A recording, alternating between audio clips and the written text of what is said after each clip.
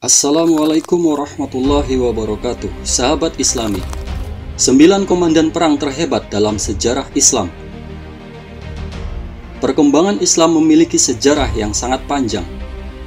Islam menyebar makin luas, di antaranya melalui Afrika Utara sampai ke Spanyol di bumi bagian barat. Islam juga menyebar melalui Persia sampai ke India di bumi sebelah timur. Hal ini dilihat dari daerah-daerah yang ditaklukkan oleh pejuang-pejuang Islam pada saat itu. Berkembangnya Islam tidak luput dari jasa para pejuang Islam. Mereka rela mengorbankan jiwa dan raga demi tegaknya panji Islam di seluruh dunia. Ada 9 komandan perang terhebat dalam sejarah Islam.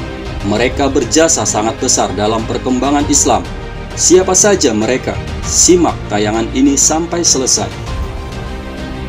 Sebelum kita lanjut ke bagian selanjutnya, terus dukung channel ini dengan tekan tombol subscribe-nya.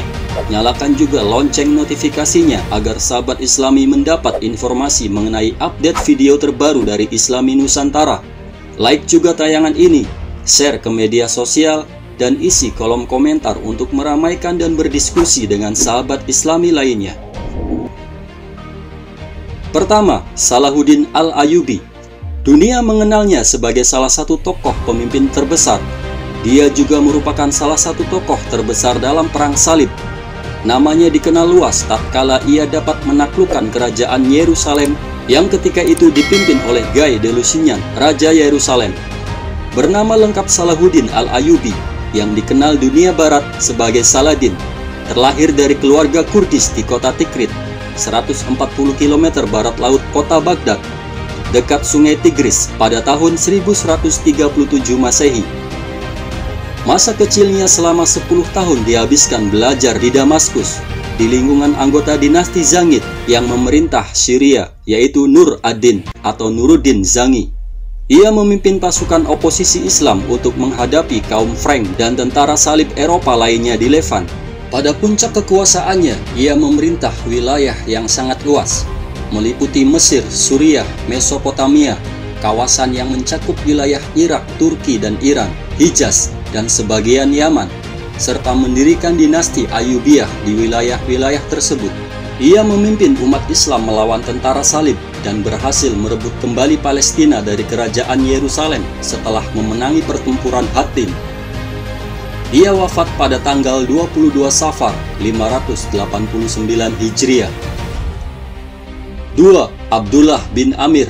Nama lengkapnya Abdullah bin Amir bin Quraisy bin Ruba'ah al-Quraisy, biasa dipanggil Abdurrahman. Ia dilahirkan di Mekah tahun 4 Hijriah.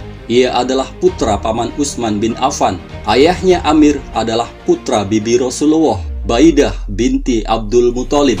Ia diangkat menjadi gubernur Busro dan merupakan jenderal militer yang sangat sukses pada masa pemerintahan Khalifah Rasyidin Utsman bin Affan. Dia dikenal atas kehebatannya dalam administrasi dan militer. Ia pernah berhasil membebaskan wilayah Sajistan, Marwarus, Sarkas, Tus, Takristan, Balkh, Talikhan, Nisapur, Kabul, dan lainnya. Ia adalah sosok pemimpin yang terkenal pemberani, mengayomi rakyat, dan gemar membangun. Ia pernah membeli beberapa bangunan di Basrah, lalu meruntuhkannya dan menjadikannya sebagai jalan umum dan ruang terbuka untuk publik. Ia meninggal di Mekah tahun 59 Hijriah. 3. Amr bin As. Namanya adalah Amr bin As bin Wa'il bin Hisham bin Sa'id bin Sahm al-Quraisy as-Sahmi. Di antara jasa besarnya adalah ketika Umar bin Khattab mengamatinya untuk menaklukkan Mesir, dan dia berhasil menunaikan amanah tersebut. Amr merupakan salah seorang pahlawan bangsa Arab yang sangat terkenal, sekaligus seorang politis yang cemerlang, terkenal dengan kecerdasan dan kepintarannya mengatur siasat. Amr tidak hanya seorang panglima perang tangguh sebagaimana Ali bin Abi Thalib dan beberapa sahabat lainnya. Ia tidak hanya seorang diplomat ulung sebagaimana Muawiyah, tapi juga seorang negarawan yang pintar memerintah. Bahkan bentuk tubuh, cara berjalan, dan bercakapnya memberi isyarat bahwa ia diciptakan untuk menjadi amir atau penguasa. Umar bin Al-Khattab menetapkannya sebagai gubernur di Palestina dan Yordania, kemudian di Mesir. Pada tahun ke-43 Hijriah, Amr bin As wafat di Mesir ketika menjadi gubernur di sana. 4. Tariq bin Ziyad. Tariq bin Ziyad dikenal dalam sejarah Spanyol sebagai legenda dengan sebutan Tariq el Tuerto atau Tariq yang memiliki satu mata. Adalah seorang jenderal dari dinasti Umayyah yang memimpin penaklukan Muslim atas wilayah Al-Andalus, Spanyol, Portugal, Andorra, Gibraltar, dan sekitarnya pada tahun 711 Masehi. Muslimin pernah berjaya ratusan tahun lamanya di Andalusia, sebutan bagi Spanyol dalam historiografi Islam. Sejarah kegemilangan peradaban Islam itu bermula sejak Ramadan 92 Hijriah atau Juli 711 Masehi melalui penaklukan yang dipimpin Tariq bin Ziyad. Kala itu Tariq bin Ziyad bersama pasukannya yang melawan pasukan Raja Roderick yang jumlahnya mencapai 100.000 prajurit. Tariq meraih kemenangan ketika Raja Roderick dikalahkan dan dibunuh pada 19 Juli 711 Masehi di pertempuran Guadalete. Berkat keberhasilannya itu, Tariq bin Ziyad menjadi salah satu panglima perang paling terkenal dalam sejarah. Ia diangkat menjadi gubernur kota Tangier di Maroko oleh Musa bin Nusair, penguasa Ifriqiyah, Afrika Utara pada tahun 720 Masehi atau tahun ke-100 Hijriah. Pada tahun 720 Masehi atau tahun ke-100 Hijriah, Tariq bin Ziyad sakit dan akhirnya wafat di Damaskus. 5. Surahbil bin Hasanah. Pada masa Abu Bakar radhiyallahu anhu dan Umar bin Khattab radhiyallahu anhu, Surahbil bin Hasanah hadir sebagai panglima dalam kebanyakan peperangan dan penaklukan. Pada perang Riddah yang terjadi langsung pasca wafatnya Nabi Muhammad SAW, seperti penyergapan orang-orang murtad di Khuda'ah dan Oman, juga para pengaku Nabi seperti Musailamah bin Al-Kazab di Yamamah. Setelah Abu Bakar mengalahkan ahli Riddah, ia langsung mengarsipkan diri untuk berperang dengan bangsa Romawi, dan Surahbil bin Hasanah termasuk di antara 14 panglima perang yang dikirim oleh Abu Bakar ke Syam di bawah instruksi Khalid bin Walid. Surahbil dengan 7.000 pasukan berangkat ke Syam dan berkemah di Jordania dan Busra. Surahbil bin Hasanah meninggal pada tahun 17 Hijriah karena terkena wabah yang merajalela di Amawas, Syam. Surahbil bin Hasanah meninggal pada usia 67 atau 69 tahun, tahun ke-17 Hijriah atau 638 Masehi. 6. Khalid bin Walid.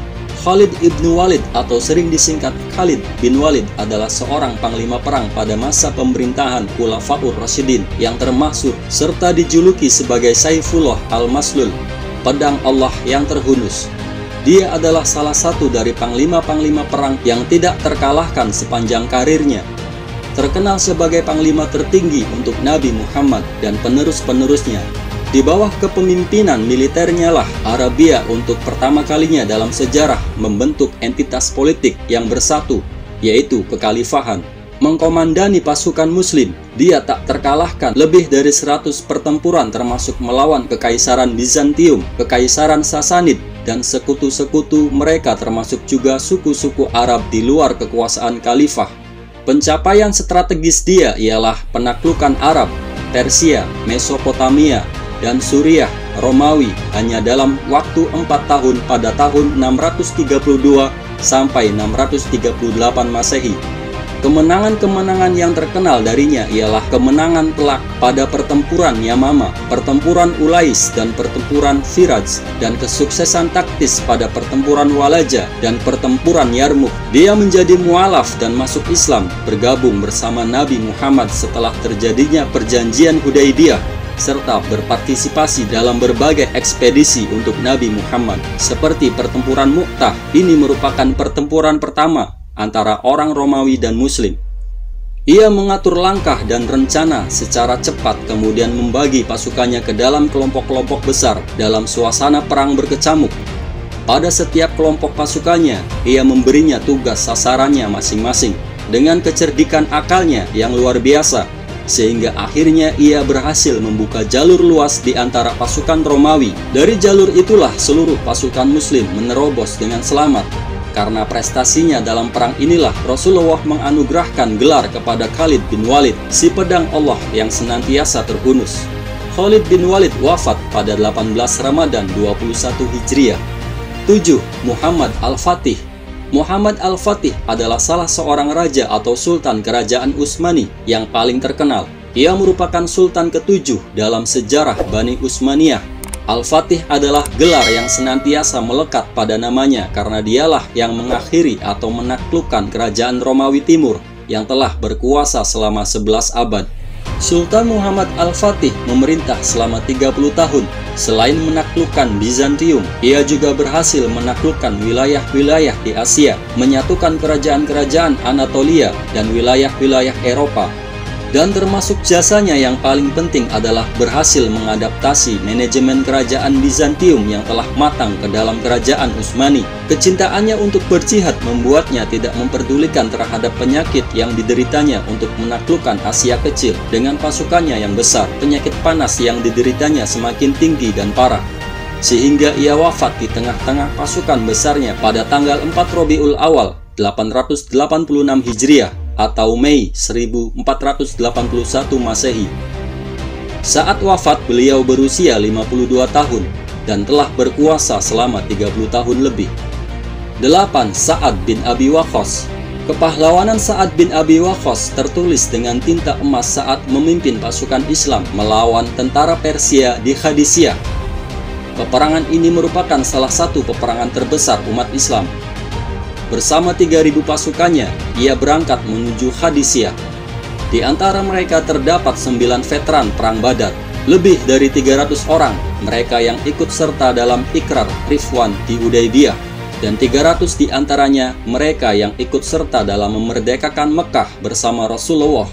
Lalu ada 700 orang putra para sahabat, dan ribuan wanita yang ikut serta sebagai perawat dan tenaga bantuan.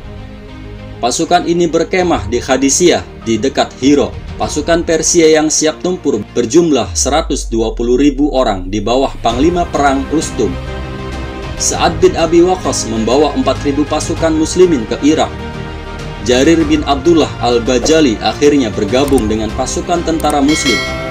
Jumlah pasukan muslim bertambah mencapai 30.000 orang mujahidin. Setelah perang tersebut, pasukan Islam mampu merebut kembali daerah-daerah yang dikuasai oleh Persia, yang dulunya setelah sempat dikuasai Islam. Ia wafat pada usia 83 tahun di tahun ke-55 Hijriah. 9. Abu Ubaidah bin Al-Jarrah. Abu Ubaidah bin Al-Jarrah adalah muhajirin dari kaum Quraisy Mekah yang termasuk paling awal untuk memeluk agama Islam. Ia ikut berhijrah ke Habasyah, saat ini Ethiopia, dan kemudian ia hijrah ke Madinah. Ia mengikuti setiap pertempuran dalam membela Islam. Setelah wafatnya Nabi Muhammad, ia merupakan salah satu calon khalifah bersama dengan Abu Bakar dan Umar bin Khattab. Setelah terpilihnya Abu Bakar sebagai khalifah, ia ditunjuk untuk menjadi panglima perang memimpin pasukan muslim untuk berperang melawan kekaisaran Romawi. Ia juga memimpin tentara muslimin menaklukkan wilayah Syam atau Suriah. Dia berhasil memperoleh kemenangan berturut-turut. Ia meninggal disebabkan oleh wabah penyakit. Abu Ubaidah bin Al-Jarrah akhirnya menutup usia pada tahun 18 Hijriah di usianya yang ke-58. Menjelang wafatnya, ia berwasiat kepada seluruh prajuritnya, "Aku berwasiat kepada kalian, jika wasiat ini kalian terima dan laksanakan, kalian tidak akan sesat dari jalan yang baik dan senantiasa dalam keadaan bahagia. Tetaplah kalian menegakkan sholat, berpuasa Ramadan, membayar zakat, dan menunaikan haji dan umroh. Hendaklah kalian saling menasehati sesama kalian, nasihati pemerintah kalian, dan jangan biarkan mereka tersesat. Dan janganlah kalian tergoda oleh dunia. Walaupun seseorang berusia panjang hingga 1000 tahun, dia pasti akan menjumpai kematian seperti yang kalian saksikan ini." Sahabat Islami, itulah 9 komandan perang terhebat dalam sejarah Islam. Semoga bisa menjadi teladan dan bermanfaat bagi kita semua. Wassalamualaikum warahmatullahi wabarakatuh.